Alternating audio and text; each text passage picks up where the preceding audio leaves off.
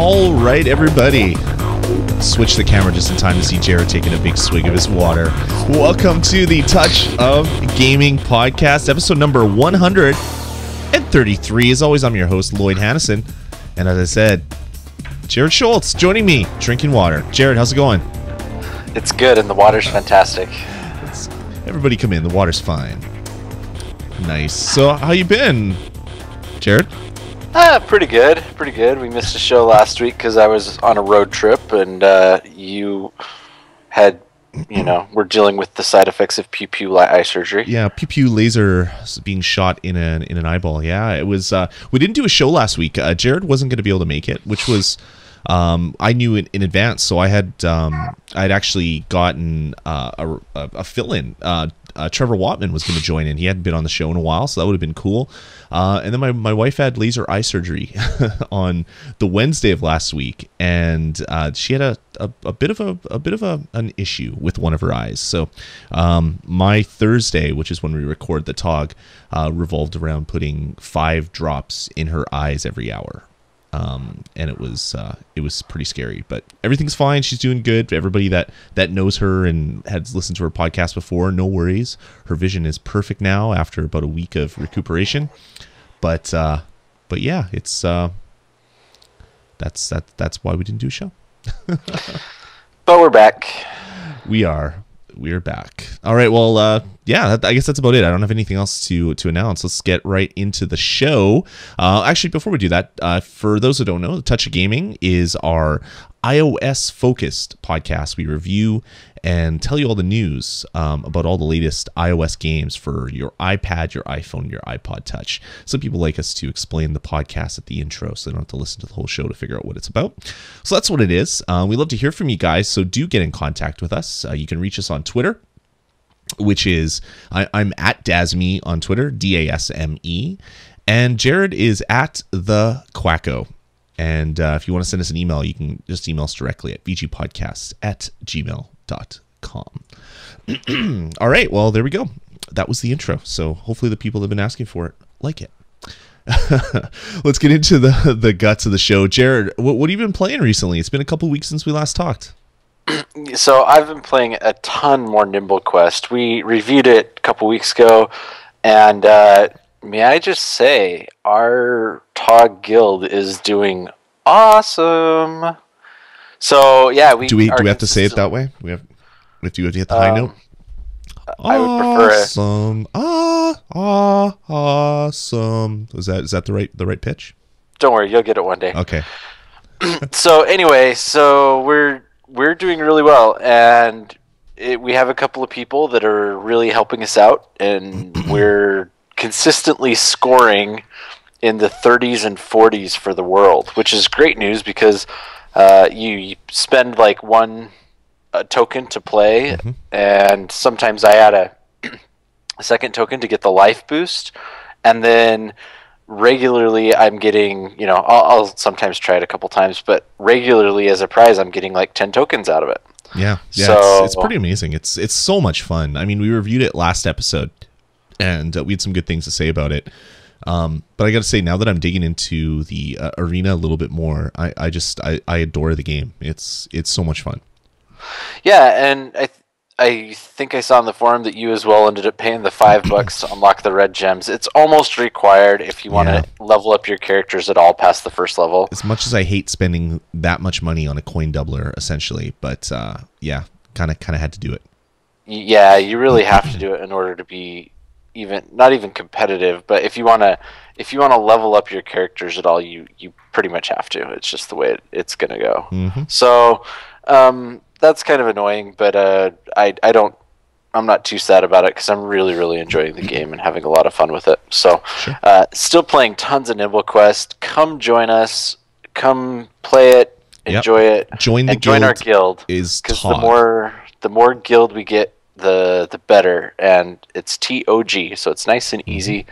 Come join us, and cheer Corky Dog on, because Corky Dog leads us every single time. Yeah, he's a machine. I think he's part robot because he must have like reflexes of a cat to get the scores that he's pulling. He's really carrying us all on his shoulders to get us up. Like you said, we're number 34, guild number 34 in the world, based on our score. And there's like a couple thousand guilds. Like when we don't score yet, we're like at place 4,000, and then we end up doing well, and we're at place 34. So that's it's pretty damn good. And yeah, I'm really enjoying it, man. It's like the what was the plane, the airport one? Pocket planes. Pocket planes. It's like that. It's that kind of feeling when you're competing with everybody right at the start. I was like super into it, and yeah, I'm getting that same sort of feeling with this one. Yep. So great game. We probably talked about it longer or as long there as we did in our review, but it's really, really good, and we're still really enjoying it. So then I've been playing a game called Slayin. And I should have expected that you were going to review this one just because it's so retro-y. Mm-hmm. So I'm not going to talk more about it. I'll throw some inputs there when you're talking about it.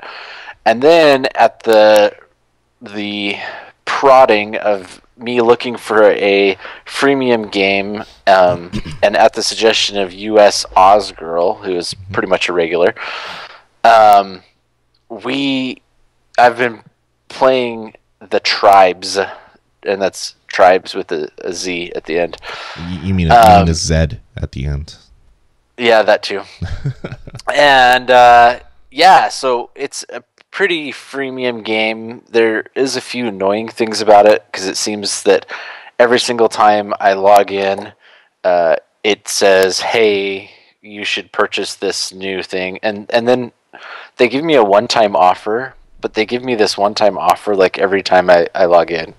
So if it's a one-time offer, don't give it to me every time. However, basically the idea is it's kind of a standard city builder, and except you're doing like a primeval, prehistory type thing with cavemen building.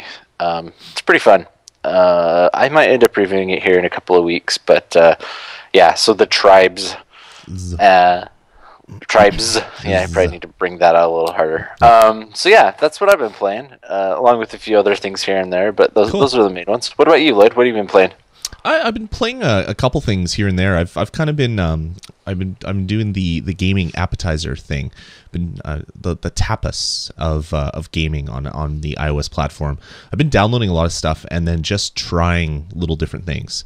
Not spending a lot of time with games, just to kind of get a sense of a bunch of stuff that's been out. I'll name off a few of them, and then I'll chat about a little bit more when we get further in the show. I'm still playing Simpsons. We're gonna have this in the news, but I guess I can do that. Do that here. The Simpsons Tapped Out was just updated with Whacking Day content. So everybody loves that episode of The Simpsons.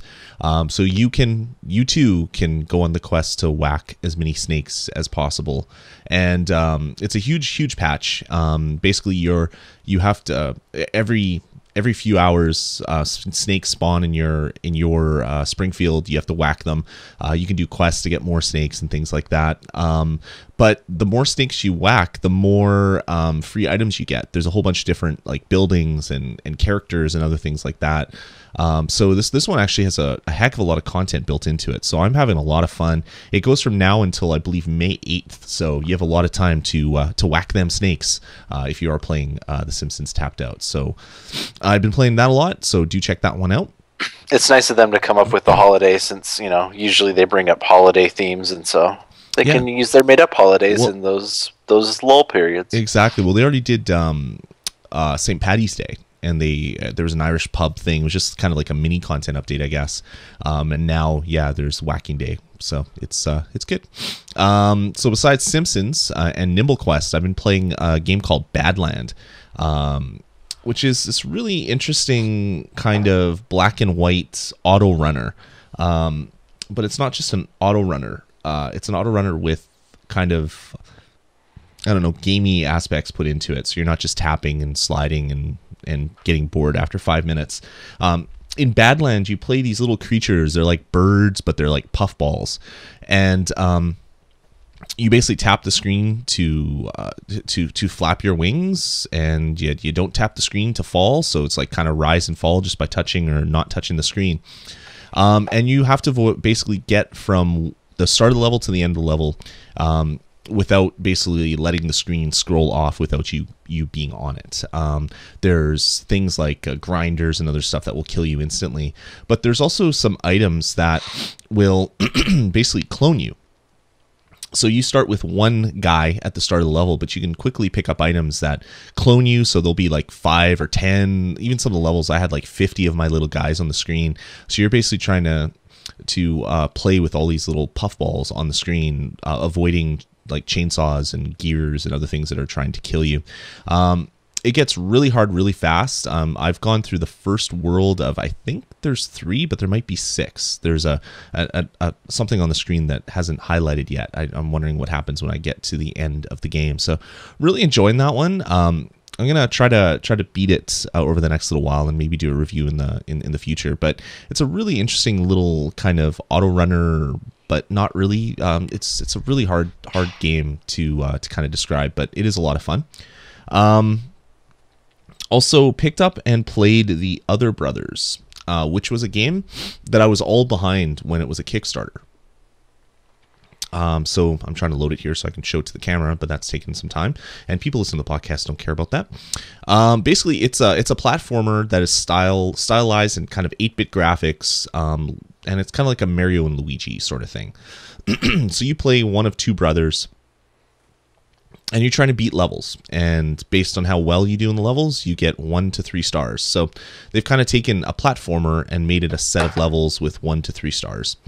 But the game is like super retro, super fun to play. It's just a game that I wish would have actually made it when the Kickstarter came out. Unfortunately, that didn't happen. But I picked it up for 99 cents on my iPad, so I was pretty damn happy about it. So I'm playing that one as well, so I'll probably have more to play or to say about that in the future. And the other game that I played, quickly stopped playing, but want to talk about it because it is so asinine, is a game called Dragon Blast. It's by Force Moon Software, and essentially it's like Angry Birds, but it's I don't know. You play a dragon, and you can move the dragon up and down on the screen. And when you do that, you have a different kind of view of the level that you're in. And then you touch somewhere, and you'll throw a fireball to that area based on wherever you touch. Quite simple. So levels, basically, it's kind of like a physics puzzler. You're trying to break chains to kill villagers, yada, yada, yada. A lot of fun. At first, the levels were super simplistic at first, but I thought, you know what? It's simple now, but it's not going to be simple forever. So I kept playing, and I got to level 9, where you're basically shooting this little exploding barrel, and it blows up these blocks and stuff like that. And apparently, I just touched the screen randomly, and I just beat the level. That's weird. I don't know what I did there. So that was fun. But basically, you're basically just touching the screen. You're throwing fireballs. Loads of fun for the whole family. But I was failing levels, and when I failed levels, I would start them again, and then after about 7 or 8 times, I got the screen saying, "You're out of lives. Do you want to buy more?" And I'm like, "No, I don't want to buy more." And it's like, or you can wait, and it was like this 8-hour timer that was on the thing. So either I could spend 99 cents to get, I think it was 5 more lives to play this like Angry Birds wannabe dragon game, or I could spend, or I could wait 8 hours, or I could spend $1. And I'm just like, what am I in an arcade? Like, do I have to? Is there like some Bluetooth quarter attachment that goes in here, and you put the quarters in, and they get shredded, and it somehow debits your account or something, or tokens? Like, it was so bizarre. And I pretty much stopped playing it, and I started laughing out loud. And I said, yes, I will talk about Dragon Blast on the podcast. I like Crescent Moon and their casual publisher Forest Moon. This was a misstep. I don't like it at all. I saw a tweet, I think it was yesterday, that basically said they're going to be changing some of the IAP freemium aspects of the game in an upcoming patch. And I'm like, duh, really? You think? Giving people 5 chances at your game, or and then making them spend $1 to have 5 more chances? Like, I don't know what they're smoking, but it's something raunchy.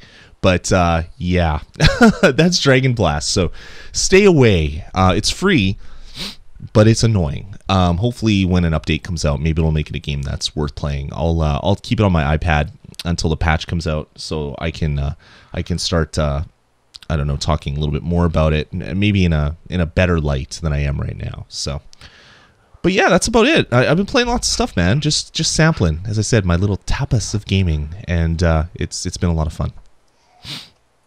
Yeah, well, it seems like I haven't gotten really. I think I've been too busy playing other things recently. Yeah, me too. Not iOS related.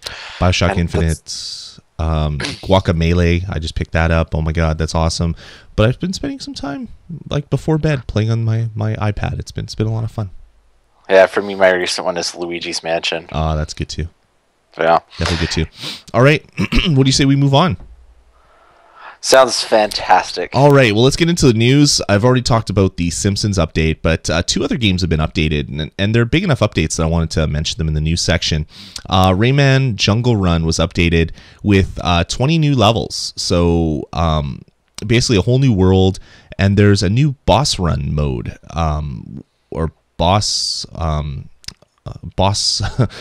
follow or something. It's some weird mode. I haven't played it at all yet, but I've been reading about it, and it's a free update. So if you've played and loved Rayman Jungle Run for $2.99, yeah, update it. It looks really good. Oh, it's called Bosses Pursuits, which is a very weird way to say something in bad English. So do check it out if you're into auto runners. This is probably one of the best ones that I've played on the iPhone.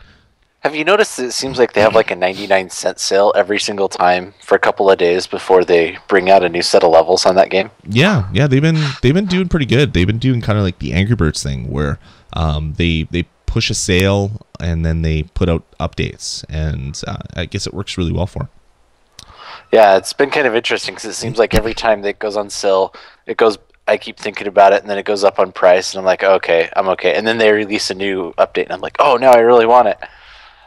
They're gonna get me. Yeah, so. It's so good. All right, the next game that's been updated, Real Racing 3. It's been updated with new vehicles. So they have a whole bunch of Chevy vehicles, so you can get the Cobalt SS or the Camaro ZL1 as 2 of the vehicles that are available.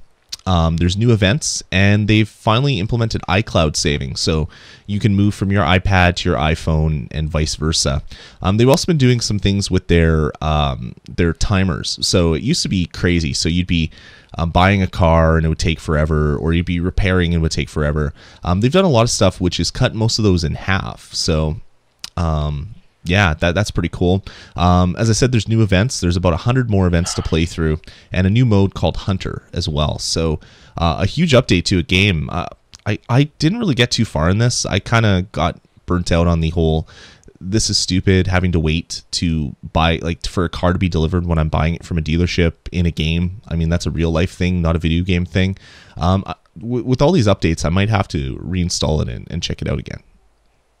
Yeah, I think it's interesting. It's almost like EA they're planning to push it as far as they possibly can when the game comes out, and then they dial it back to where they figure out is acceptable. Yeah. And I guess that's better because, you know, it's not like you can really raise the price and the in-app purchases as well as you can the other way and slowly drop it and make it more customer friendly. Yeah, exactly. Yeah, it's easier to roll back than it is to make things more expensive, definitely. Yeah. So a couple weeks ago, I told you about a game that I thought looked really interesting because it looked a lot like Borderlands, and that's putting it nicely. A little game called Star Warfare Black Dawn, and you went and picked it up. Yeah, it was only $3, so I thought, hey, Jared thinks it looks cool. I should go pick it up. So I did. and it's very much Borderlands. It's cell shaded. When you respawn, the screen kind of goes whoa, whoa, whoa, like it does in Borderlands.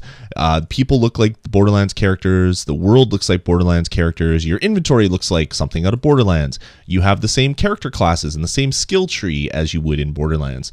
But it was a game that was $3. I was like, okay, I'll get out and play it. The game was very level based, so you're basically going to a level, doing all the quests in the level, going to another place, doing all the quests in that place, going to another place, yada yada yada.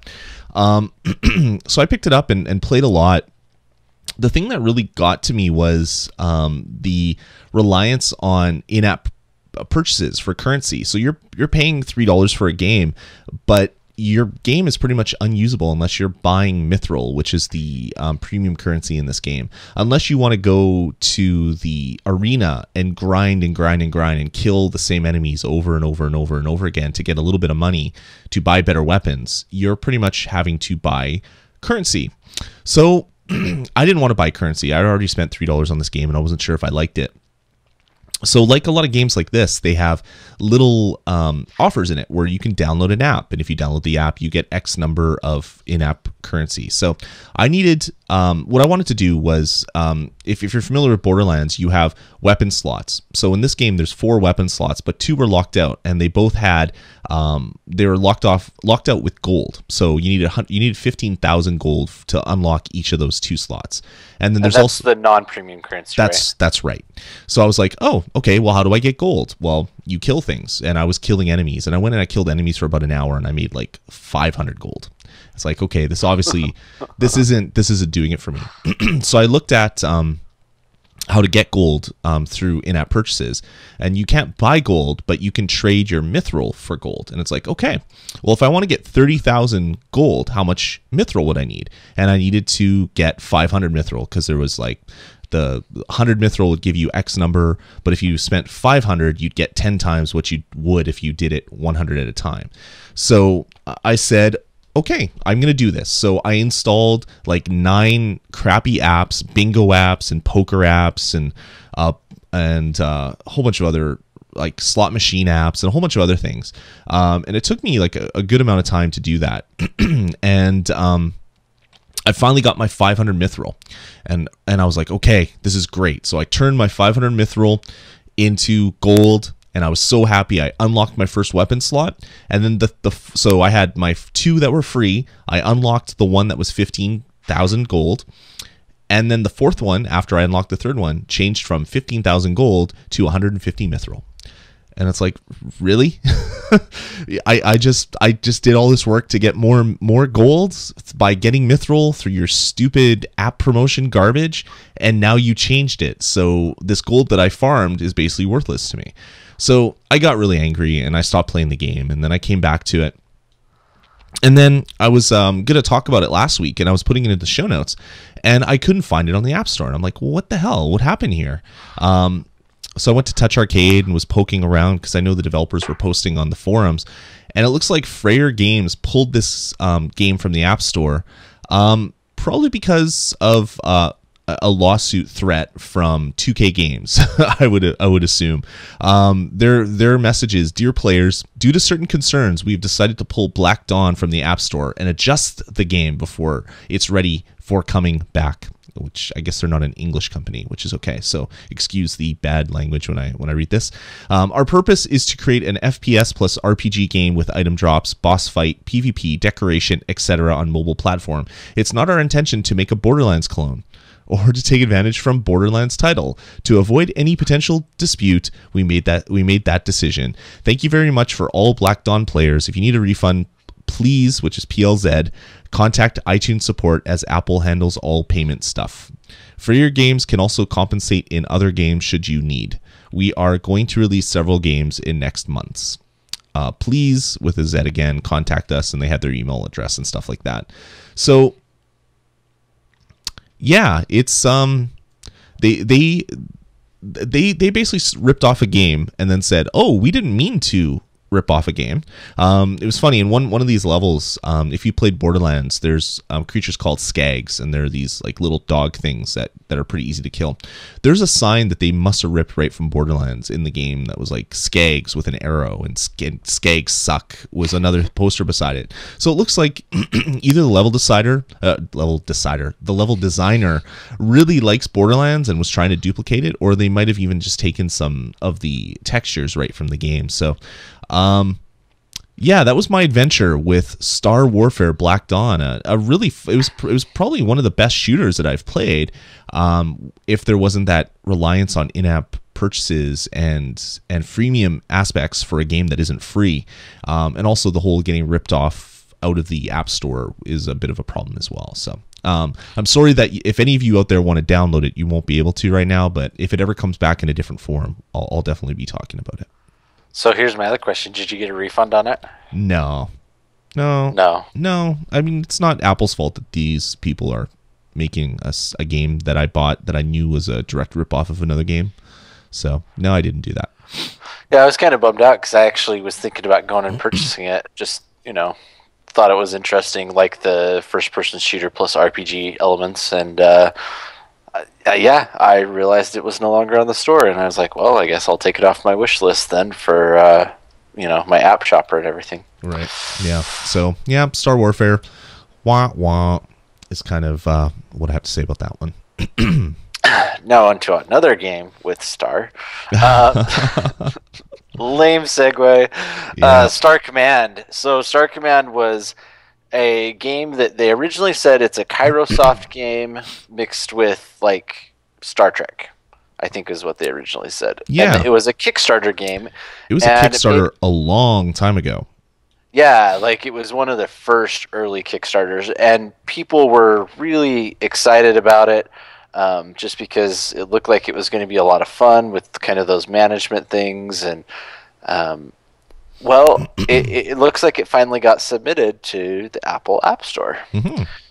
Yeah, which is great. However, the first hands-on previews are coming out, and they are not looking good.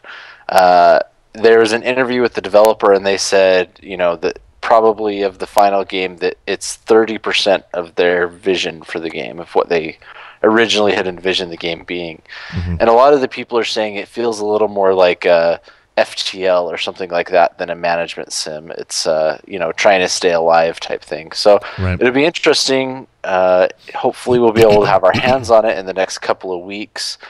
But it looks like maybe it's not living up to the promise, which I think is only compounded and made worse in the internet community because they had been looking forward to it for so long. Yeah, and it's even more so. They had two Kickstarters. They had the initial Kickstarter for the mobile version, and then they had a separate Kickstarter for the PC version. So they've had two Kickstarters in a year and a half, and they haven't shipped a game yet. And they've basically come out and said that the iOS version will be released, and then they're going to put all of their money and time to building the PC version and support that one for as long as possible. So it's almost like the iOS mobile, like the Android and iOS versions are kind of, kind of afterthoughts now, even though there was a successful Kickstarter for it. But even worse than that, they said that the iOS game is only about 20% of what they originally anticipated, they originally wanted it to be. So they had this huge grandiose idea for a game, and then only got to they only got to about 20% of what they wanted to do. And as they said, they're not going to be really doing too many updates on it. So yeah, I don't know. I'm still going to be picking this one up because I'm really curious about it. But yeah, I don't know. I don't know if I'm going to be picking up the PC version. I haven't actually kickstarted. I didn't back this Kickstarter either in its mobile or PC incarnation, so I have no vested interest in it other than it's a game that looks fun that I want to play. But I'll definitely check it out and see what it has to say on the platform. Yeah, it'll be interesting. It's just, I think that this is bound to happen, that some of the Kickstarter games eventually come out and disappoint. Yeah. And I think it's a valuable lesson for people to learn when they are kickstarting games that, some games don't do as well as you think they might. Yeah. So we'll see. Yeah, exactly. All right. Well, yeah, I think that's going to about do it for news. It's been a kind of a quiet news week as far as iOS news is. So let's get right into the reviews. So do you want me to go first or you want to go first, Jared? It's up to you, Lloyd. Oh, I was leaving it up to you. Oh, indecision. I don't know what to do. Okay, let's all kick it off. So let's get into reviews with a review of a game called Slayin. Slayin apostrophe. So you're slaying stuff. And the developers are actually coining this as the first endless RPG, which is odd because I don't think it's the first endless RPG, and it's not really even an RPG other than it's set as like it's set like an old retro RPG. So it's by FDG Entertainment, and basically it's an auto runner of sorts. You basically have a screen that looks like an NES controller, with the top part of it being this little like bit art, retro pixelated art of your little character, and you basically run back and forth. There's 3 controls that you have: the left button, the right button, and the jump button, and you're basically just running back and forth killing things. So blobs like slimes will appear. You hit them with your sword, they die. Sometimes they drop coins or other things. Other enemies will appear. There's like flying enemies. There's ones that will shoot at you. There's little tombstones that shoot skulls. And essentially what you're trying to do is kill things without getting hurt. You have a life bar, and the more you get hurt, the more it gets depleted. It gets to 0, it's over. And what they've done is they've made it so that you level up as well. So you get experience for everything that you kill. and each 10 levels, you get to a boss battle. So the first boss battle is this Minotaur. It stands on one side of the screen and does its leg thing, and then it charges at you, and you have to jump over it, then stab it in the back, and then do that a few times. And then you do 10 more levels, and then you fight another boss, which is this like little pixie thing. And then you do 10 more levels, and you fight another boss, which is a blob, and you go 10 more levels, and you keep fighting all these bosses. As you're playing and leveling up, you get coins, and use those coins to upgrade your in-game character. But that stuff goes away when you die. So it's just helping you for that game that you're in. It's not really helping you for the game. You're not leveling up as a character, really. You're not leveling up your equipment and keeping them for further playthroughs. One other thing that it does is there's different character classes. Unfortunately, every character class is locked except for the knight initially. So to get character classes, you have to do well. You have to do really well in the game, and when you do well, you get these points at the end. They're called FP, which I don't even know what they even stand for. They're just FP. So they're not experience points, they're just FP. And so you do well, you get FP, it gets added to your FP total. When you get enough FP, you can buy upgrades, which is really other characters or stuff that is just cosmetic. So you can buy new backgrounds, so you can make your NES controller look different. You can buy different tombstone patterns, because you can make your own tombstone for people on your friends list to see when they look at your score.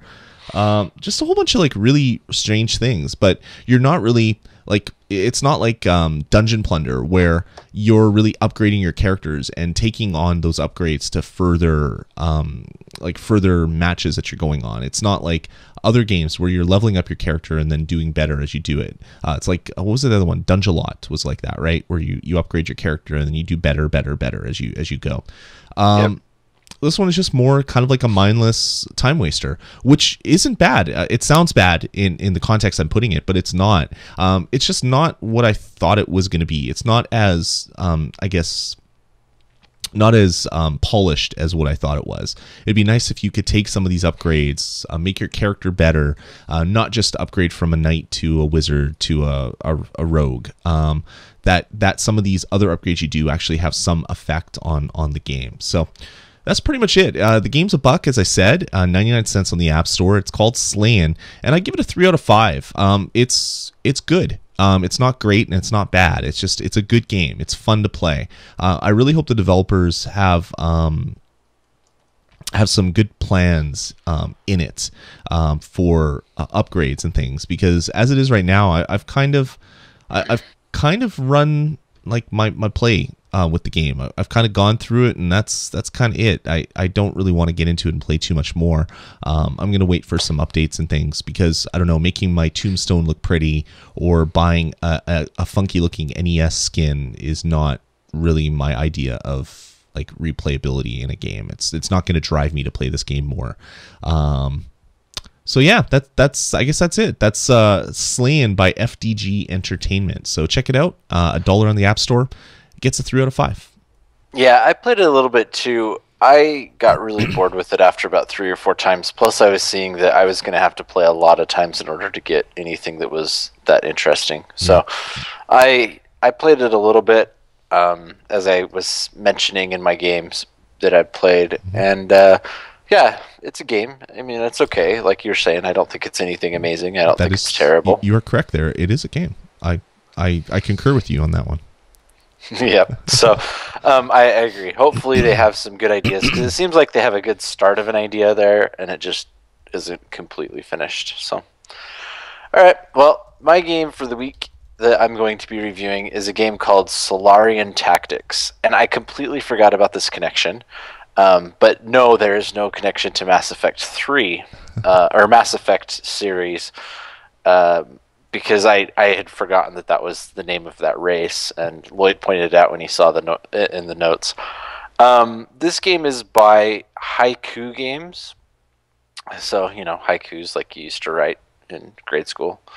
And the funny thing about it is the title of it is Solarian Tactics, and in parentheses, turn-based RPG. So just in case you weren't quite sure what it is, they make sure to tell you what it is in the title of the game. So everyone knows that I really like the strategic RPGs, those types of games where you're playing around, turn-based, grids. You know, I'm happy with those, really enjoy them. This one is one of those. You start off with a couple of characters, and you slowly grow your team. There's no customization of your characters that you get any control of, but you get 5 characters, each with specific, roles, and you have one person that's your tank that you can just park and allow him to take hits while your gunner in the back deals a bunch of damage, and then you'll have like one guy that's really fast, and so there's a bunch of different characters that you slowly get. There's kind of an interesting little storyline that they're going through the game. It begins with some intrigue in the army, and maybe the army that you're a part of is not as nice or as good as you think they were. And throughout the game, you slowly level up. All your characters that participate get the same amount. It's just a square grid that you're working on, and each turn you'll have the opportunity to move your units and then to attack. There is some okay strategy there and kind of the positioning of your units and trying to take out guys that are going. But it's pretty easy. I would say that I play a lot of these, so I am fairly good at them. But I would say that I never had any problems with characters dying like at all. The other thing about this game is they very much don't tell you. So originally I was interested in this game, and it was listed at like $2.99, and then all of a sudden it goes free, which I thought was kind of cool. I thought it was like maybe a one-day sale or free, but it turns out that what it is they give you the first 10 levels for free, and then they in the story they give a kind of a cliffhanger, which is always nice. And then they say, would you like to purchase the rest of the game for 99 cents? And so nowhere in the description does it say, hey, this is not a complete game. And so that's a little bit annoying. And then after each battle, you have the opportunity to go and spend the coins that you earn on little augments. So you level up, plus you get extra powers through augments. And it's pretty cool. There's a little bit there that you can pick, but you can also spend a whole bunch of money on a pile of gold so that you could get all the augments you want. So it's a little strange the way that they've implemented in-app purchases. And I think probably the biggest thing is the fact that they don't tell you that it's not the full game and that you only have the first 10 levels. Right. And like I said, the game is pretty easy, and while the pictures and the graphics are pretty good on it, for me it wasn't really that entertaining because I never felt like that sense of, hey, I get to customize this character and this character's mine, and I never got to feel the other sense of, oh, this is close, I've got to squeak my way through this one. So both of those things, I would say, kind of really hurt it, because I just feel like I have no choices in it. It's not like I'm picking which weapon to equip or a class or anything else. So it kind of it keeps you in a very tight range of what you can do in the game. You can go back and play previous levels to earn more money and grind up cash if you want, or grind up levels. I never really found that it was necessary. And just overall, I wanted to like this game and I didn't. So again, I'm going to give this one a 3 out of 5. It's interesting. If you're really into this genre, it's probably worth downloading it because it is free, and playing through the first 10 levels and seeing if you want to go ahead and purchase the rest of it. I think there's a total of about 50 levels. So you are purchasing a decent chunk of content. The levels go pretty fast. I think I was beating them in 5 or 6 minutes each. So that is Solarian Tactics by Haiku Games. It's currently free on the App Store, but that's only for the first 10 levels, and then it's 99 cents for the rest of the game. So cool. Sounds good. Sounds good. Awesome. Well, thanks for the review of a game I probably won't play. I'm sorry. That's okay. I don't blame you. The whole not telling you that the game ends is kind of dirty in my books. Yeah, it is. Or a little... the free version of the game kind of has an ending. They don't really tell you that. It's kind of evil. Not that I don't. And not only that, it's funny because they give you like a total like cliffhanger, and it's like probably the most interesting point in this story is of course they're like, oh, we want 99 cents for the rest of it. Oh, that's it's awesome. Like, oh wow, you like spent all of your writing resources going into that one moment. That's great. That is cool. Awesome. All right. Well, that's going to about do it for this episode of the Touch of Gaming podcast, episode number 133. As I said, Jared, thanks again for joining me. It's always my pleasure, Lloyd. All right. And as I said at the start of the show, we'd love to hear from you. Head on over to vgpodcast.com. You can click contact us to email us. Email us directly at vgpodcast@gmail.com, or call our voicemail line, which is area code 505 VGPodcasts. And it's gonna about do it for this episode. We'll talk to you guys in a week's time. So take it easy and enjoy those iOS games. Later, folks. Bye.